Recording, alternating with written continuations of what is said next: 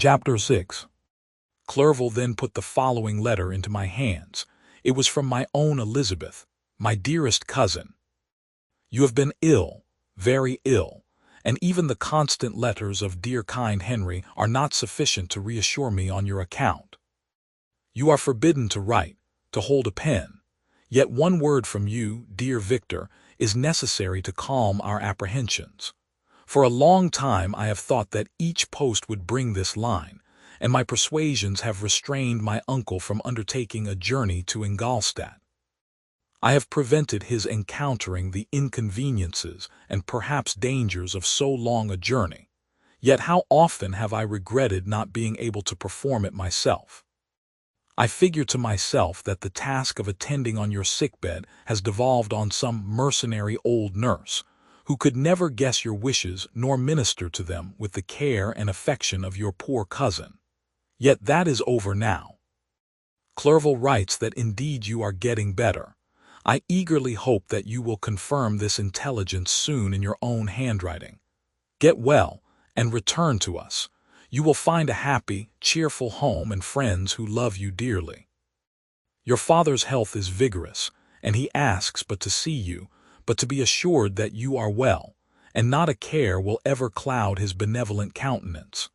How pleased you would be to remark the improvement of our Ernest. He is now 16 and full of activity and spirit. He is desirous to be a true Swiss and to enter into foreign service, but we cannot part with him, at least until his elder brother returns to us. My uncle is not pleased with the idea of a military career in a distant country, but Ernest never had your powers of application. He looks upon study as an odious fetter. His time is spent in the open air, climbing the hills or rowing on the lake. I fear that he will become an idler unless we yield the point and permit him to enter on the profession which he has selected. Little alteration, except the growth of our dear children, has taken place since you left us. The blue lake and snow-clad mountains, they never change, and I think our placid home and our contented hearts are regulated by the same immutable laws. My trifling occupations take up my time and amuse me, and I am rewarded for any exertions by seeing none but happy, kind faces around me. Since you left us, but one change has taken place in our little household. Do you remember on what occasion Justine Moritz entered our family? Probably you do not. I will relate her history, therefore, in a few words. Madame Moritz, her mother, was a widow with 4 children, of whom Justine was the third. This girl had always been the favorite of her father, but through a strange perversity, her mother could not endure her, and after the death of M. Moritz, treated her very ill. My aunt observed this, and when Justine was 12 years of age, prevailed on her mother to allow her to live at our house. The republican institutions of our country have produced simpler and happier manners than those which prevail in the great monarchies that surround it. Hence there is less distinction between the several classes of its inhabitants, and the lower orders, being neither so poor nor so despised, their manners are more refined and moral. A servant in Geneva does not mean the same thing as a servant in France and England. Justine, thus received in our family, learned the duties of a servant, a condition which, in our fortunate country, does not include the idea of ignorance and a sacrifice of the dignity of a human being. Justine, you may remember, was a great favorite of yours, and I recollect you once remarked that if you were in an ill humor, one glance from Justine could dissipate it, for the same reason that Ariosto gives concerning the beauty of Angelica. She looked so frank-hearted and happy. My aunt conceived a great attachment for her, by which she was induced to give her an education superior to that which she had at first intended. This benefit was fully repaid. Justine was the most grateful little creature in the world. I do not mean that she made any professions. I never heard one pass her lips, but you could see by her eyes that she almost adored her protectress. Although her disposition was gay and in many respects inconsiderate, yet she paid the greatest attention to every gesture of my aunt. She thought her the model of all excellence, and endeavored to imitate her phraseology and manners, so that even now she often reminds me of her. When my dearest aunt died, everyone was too much occupied in their own grief to notice poor Justine, who had attended her during her illness with the most anxious affection. Poor Justine was very ill, but other trials were reserved for her. One by one, her brothers and sister died, and her mother, with the exception of her neglected daughter, was left childless. The conscience of the woman was troubled. She began to think that the deaths of her favorites was a judgment from heaven to chastise her partiality. She was a Roman Catholic, and I believe her confessor confirmed the idea which she had conceived. Accordingly, a few months after your departure for Ingolstadt, Justine was called home by her repentant mother. Poor girl! She wept when she quitted our house. She was much altered since the death of my aunt. Grief had given softness and a winning mildness to her manners, which had before been remarkable for vivacity. Nor was her residence at her mother's house of a nature to restore her gaiety. The poor woman was very vacillating in her repentance.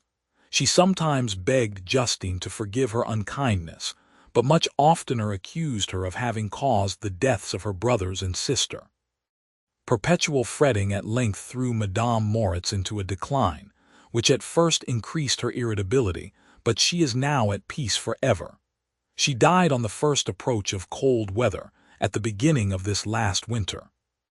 Justine has just returned to us, and I assure you I love her tenderly. She is very clever and gentle, and extremely pretty. As I mentioned before, her mien and her expression continually remind me of my dear aunt. I must say also a few words to you, my dear cousin, of little darling William. I wish you could see him. He is very tall of his age, with sweet laughing blue eyes, dark eyelashes, and curling hair. When he smiles, two little dimples appear on each cheek, which are rosy with health. He has already had one or two little wives, but Louisa Byron is his favorite, a pretty little girl of 5 years of age. Now, dear Victor, I dare say you wish to be indulged in a little gossip concerning the good people of Geneva. The pretty Miss Mansfield has already received the congratulatory visits on her approaching marriage with a young Englishman, John Melbourne-esque. Her ugly sister Manon married M. Duviat, the rich banker, last autumn. Your favorite schoolfellow Louis Manoir has suffered several misfortunes since the departure of Clerval from Geneva. But he has already recovered his spirits, and is reported to be on the point of marrying a lively, pretty Frenchwoman, Madame Tavernier. She is a widow and much older than Manoir, but she is very much admired and a favorite with everybody. I have written myself into better spirits, dear cousin, but my anxiety returns upon me as I conclude. Write, dearest Victor. 1 line, 1 word will be a blessing to us. 10,000 thanks to Henry for his kindness, his affection, and his many letters. We are sincerely grateful. Adieu, my cousin, take care of yourself, and I entreat you write. Elizabeth Lavenza. Geneva, March 18th, 17. Dear, dear Elizabeth, I exclaimed when I had read her letter, I will write instantly and relieve them from the anxiety they must feel. I wrote, and this exertion greatly fatigued me. But my convalescence had commenced, and proceeded regularly. In another fortnight I was able to leave my chamber. One of my first duties on my recovery was to introduce Clerval to the several professors of the university. In doing this, I underwent a kind of rough usage, ill befitting the wounds that my mind had sustained. Ever since the fatal night, the end of my labors and the beginning of my misfortunes, I had conceived a violent antipathy even to the name of natural philosophy. When I was otherwise quite restored to health, the sight of a chemical instrument would renew all the agony of my nervous symptoms.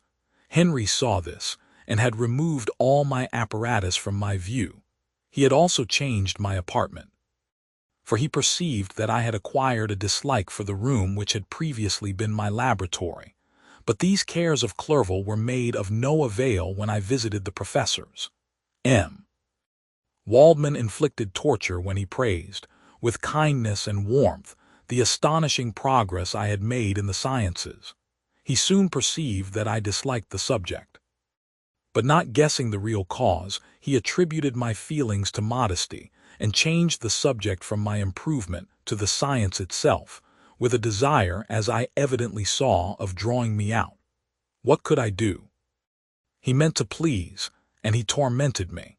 I felt as if he had placed carefully, one by one, in my view those instruments which were to be afterwards used in putting me to a slow and cruel death.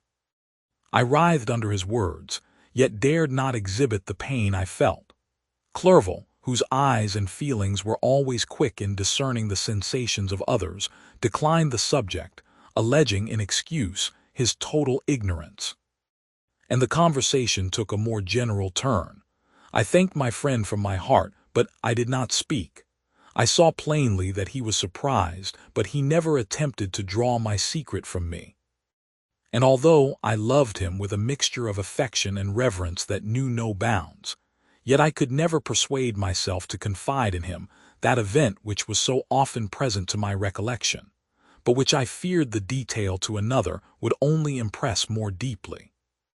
M. Krempe was not equally docile, and in my condition at that time, of almost insupportable sensitiveness, his harsh, blunt encomiums gave me even more pain than the benevolent approbation of M. Waldman. "D—n the fellow," cried he. "Why, M. Clerval, I assure you he has outstripped us all. I stare if you please, but it is nevertheless true. A youngster who, but a few years ago, believed in Cornelius Agrippa as firmly as in the gospel, has now set himself at the head of the university.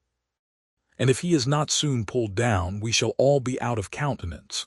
I, continued he, observing my face expressive of suffering, M. Frankenstein is modest, an excellent quality in a young man.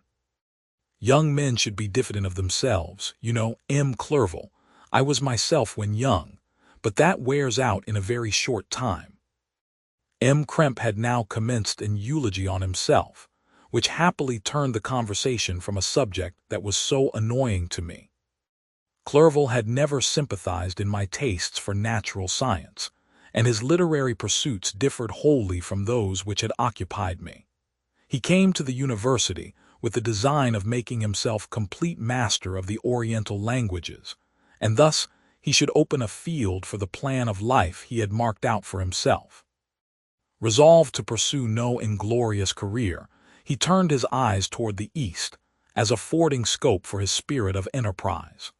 The Persian, Arabic, and Sanskrit languages engaged his attention, and I was easily induced to enter on the same studies. Idleness had ever been irksome to me, and now that I wished to fly from reflection, and hated my former studies, I felt great relief in being the fellow pupil with my friend, and found not only instruction but consolation in the works of the Orientalists. I did not, like him, attempt a critical knowledge of their dialects, for I did not contemplate making any other use of them than temporary amusement.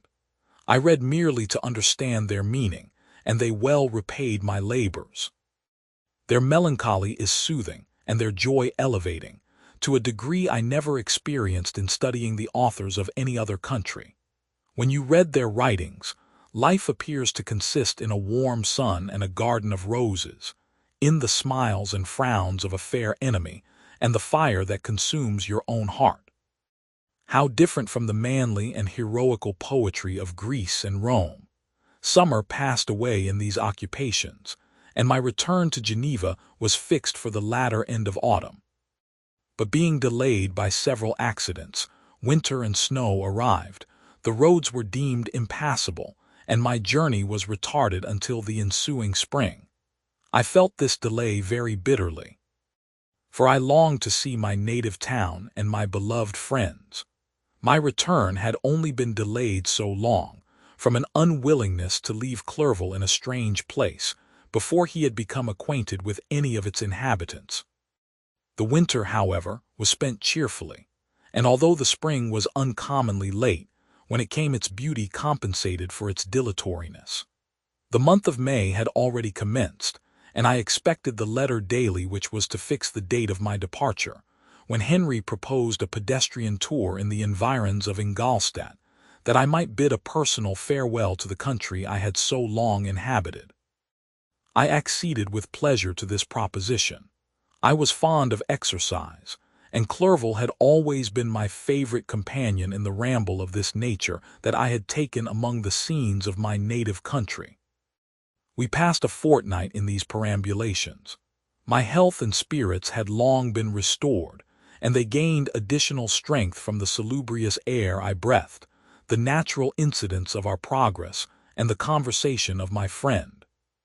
Study had before secluded me from the intercourse of my fellow creatures, and rendered me unsocial, but Clerval called forth the better feelings of my heart. He again taught me to love the aspect of nature and the cheerful faces of children. Excellent friend, how sincerely you did love me, and endeavor to elevate my mind until it was on a level with your own. A selfish pursuit had cramped and narrowed me, until your gentleness and affection warmed and opened my senses. I became the same happy creature who, a few years ago, loved and beloved by all, had no sorrow or care. When happy, inanimate nature had the power of bestowing on me the most delightful sensations. A serene sky and verdant fields filled me with ecstasy. The present season was indeed divine. The flowers of spring bloomed in the hedges, while those of summer were already in bud. I was undisturbed by thoughts which during the preceding year had pressed upon me, notwithstanding my endeavors to throw them off, with an invincible burden. Henry rejoiced in my gaiety, and sincerely sympathized in my feelings. He exerted himself to amuse me, while he expressed the sensations that filled his soul. The resources of his mind on this occasion were truly astonishing. His conversation was full of imagination. And very often, in imitation of the Persian and Arabic writers, he invented tales of wonderful fancy and passion. At other times he repeated my favorite poems, or drew me out into arguments, which he supported with great ingenuity. We returned to our college on a Sunday afternoon. The peasants were dancing, and everyone we met appeared gay and happy. My own spirits were high, and I bounded along with feelings of unbridled joy and hilarity.